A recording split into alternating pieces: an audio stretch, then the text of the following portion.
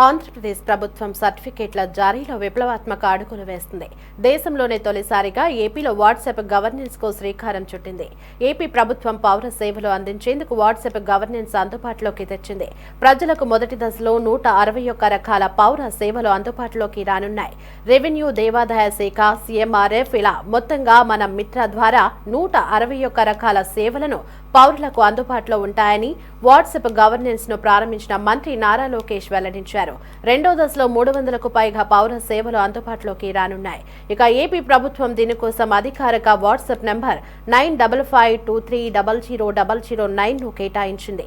దీని ద్వారా WhatsApp governance సేవలను అందించనుంది.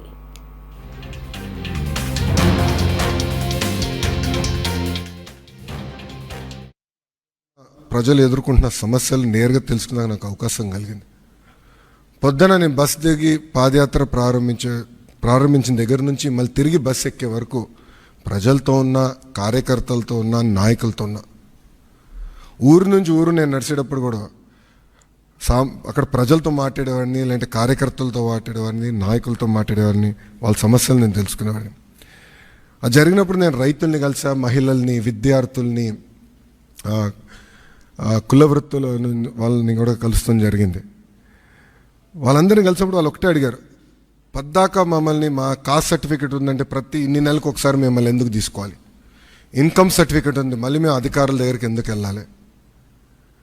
పవర్ బిల్ చెల్లించాలంటే ఎందుకు సీమ్లెస్గా మేము చెల్లించలేకపోతున్నాం? లేదంటే ఆర్టీసీ టికెట్ తీసుకోవాలన్నా మేము బస్ ఎక్కిన తర్వాత ఎందుకు తీసుకోవాలి? ముందరే మేము ప్లాన్ చేసి ఎందుకు తీసుకోకూడదని పదే పదే నన్ను అడగటం జరిగింది. ఇంతేకాకుండా మీరు చూస్తే గత 5 సంవత్సరాల పరిపాలనలో నేను అనేక సందర్భాల్లో సర్టిఫికేట్ రానికుండా చేసిన పరిస్థితులు చూసాం. అంటే అది చూసిన అది ఎందుకు అట్లా ఉండాలి? మీరు చూస్తే దుగ్గిరాల నియోజకవర్గంలో ఒక ఎంపీటీసీ గారు పోటీ చేస్తుంటే, దుగ్గిరాల మండలంలో ఎంపీటీసీ గారు పోటీ చేస్తుంటే సర్టిఫికేట్ ఆనాడు ఇవ్వలేదు, కావాలని బీసీ సర్టిఫికేట్ ఇవ్వలేదు. సో ఆ రోజు నాకు అర్థమైంది, సిస్టంలో ఒక లోపం ఉంది, ఇది కరెక్ట్ చేయాలి. ఎవరు ఇట్లా సర్టిఫికేట్ కోసం ఎవరు ఇబ్బంది పడకూడదు అనే ఆలోచనతో మొదలైంది.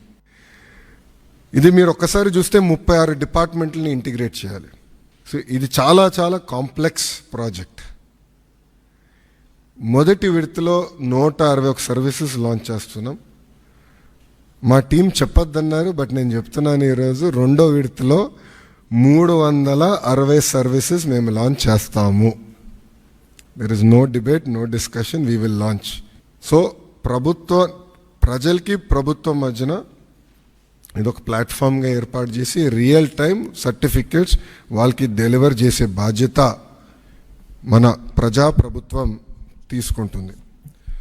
దాంట్లో భాగంగా మీరు చూస్తే నేను కూడా మా టీంని పదే పదే అడిగింది, ఇక్కడ సర్టిఫికేట్స్ కూడా మేము ఇష్యూ చేసినప్పుడు దానిపైన స్పెసిఫిక్ క్యూఆర్ కోడ్ ఉంటుంది. ఎందుకంటే మీరు ఆథెంటిసిటీ గురించి మీరు అడుగుతారు నాకు తెలుసు, అందుకే ముందలే ప్రియంప్ట్ చేస్తున్నా.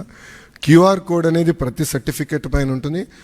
ఆ క్యూఆర్ కోడ్ స్కాన్ చేస్తే ఏపీ గవర్నమెంట్ వెబ్సైట్కి లింక్ వెళ్తుంది. ఆ ఏపీ గవర్నమెంట్ వెబ్సైట్ పైన క్లియర్గా సర్టిఫికేట్ పైన ఉండాల్సిన పేరేంటి, వివరాలు ఏంటి వెబ్సైట్ పైన కనపడుతుంది. సో ఎవరు ఫేక్ సర్టిఫికేట్లు జనరేట్ చేసేదానికి అవకాశం ఉండదు.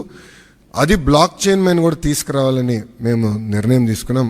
అది కూడా త్వరలో రిలీజ్ చేస్తాం.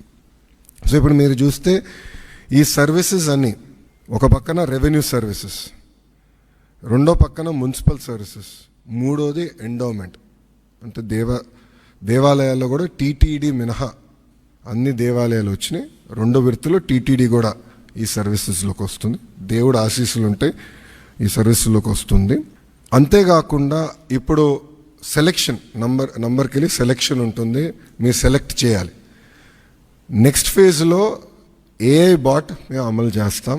సింపుల్గా మీరు వెళ్ళి నాకు బస్ టికెట్ ఈ ఊరు నుంచి ఈ ఊరికి రావాలంటే సింపుల్గా డన్, ఇది ప్రైస్, మీరు డబ్బులు కట్టండి, bus ticket will be issued. అట్లా ఏఐ బాట్ పెట్టాలని మేము నిర్ణయం తీసుకున్నాం. రెండో విడతలో చేద్దాం అనుకున్నాం. అంతేకాకుండా వాయిస్ కూడా, అంటే ఇంగ్లీషే కాకుండా తెలుగు భాషలో కూడా డైరెక్ట్గా చెప్తే సిస్టమ్ రెస్పాండ్ అయ్యే విధంగా చేయాలని మేము నిర్ణయం తీసుకున్నాం. మీ అందరు తెలిసిందే యువగలం పాదయాత్ర చేశాను. 3132 కిలోమీటర్లు నేను నడిచాను. ఈ ఆలోచన నాకు యువగలం పాదయాత్ర నుంచి మొదలైంది.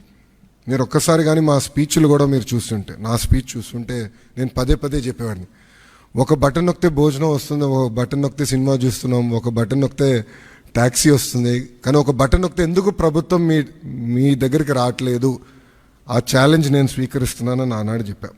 అందుకే ఈరోజు మన మిత్ర ప్రజల చేతిలోనే ప్రభుత్వం, ప్రజల చేతిలో పాలన, మాది ప్రజాప్రభుత్వం, ఈ నినాదంతో ఈరోజు ఇది మేము ప్రారంభించడం జరుగుతుంది.